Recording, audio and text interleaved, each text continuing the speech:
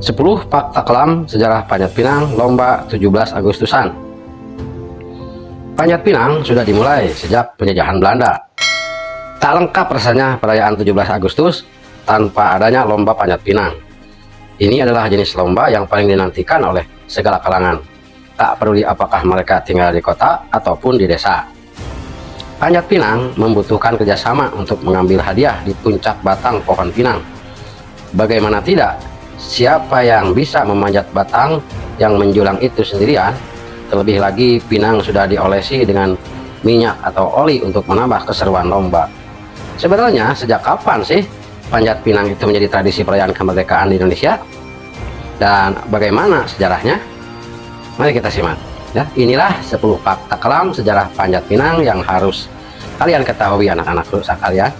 Yang pertama, Panjat Pinang itu adalah lomba yang sudah ada sejak zaman penjajahan Belanda. Kemudian yang kedua, perlombaan ini dulunya dikenal sebagai deklimas yang memiliki arti memanjat tiang. Kemudian yang ketiga, pada masa itu Panjat Pinang itu biasanya diadakan setiap 31 Agustus untuk merayakan hari ulang tahun Ratu Belanda, yaitu Ratu Wilhelmina. Kemudian yang keempat, tidak hanya itu, masyarakat Belanda juga mengadakan lomba ini saat mereka memiliki acara penting seperti pernikahan, hajatan, dan lain sebagainya. Selanjutnya yang kelima, dulu para penjajah memasang batang pohon pinang yang telah dilumuri minyak atau oli di sebuah tanah lapang. Kemudian yang keenam, bedanya pada masa itu hadiah yang diperebutkan adalah bahan pokok seperti beras, roti, gula, tepung, dan pakaian. Kalau zaman sekarang kan hadiah-hadiah menarik ya, ada sepeda, ada macam-macam lah hadiah-hadiah yang disesuaikan dengan zaman sekarang.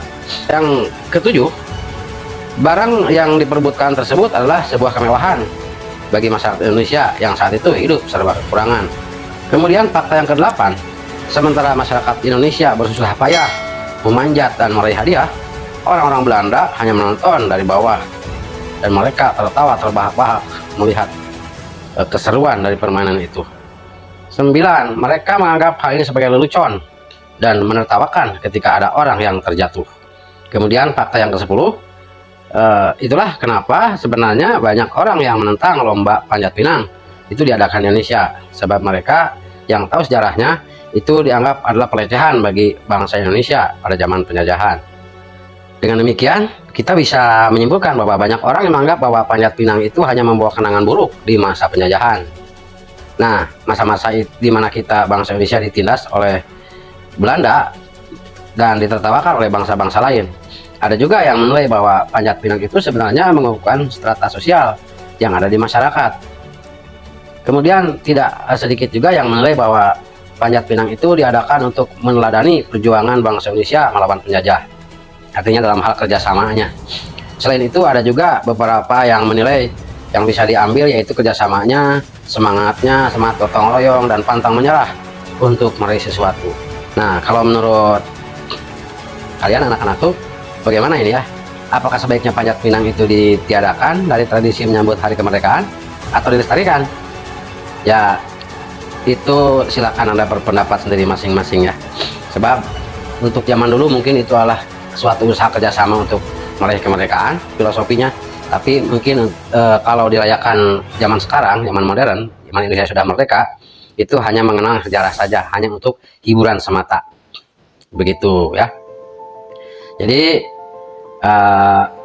itulah 10 fakta tentang sejarah kelam Panjat Pinang yang kalian belum ketahui. Bagi yang sudah mengetahui, ya mungkin ini hanya sebagai mengingat saja ya bagaimana sejarah diadakannya Panjat Pinang setiap perayaan tanggal 17 Agustus memperingati hari kemerdekaan Indonesia.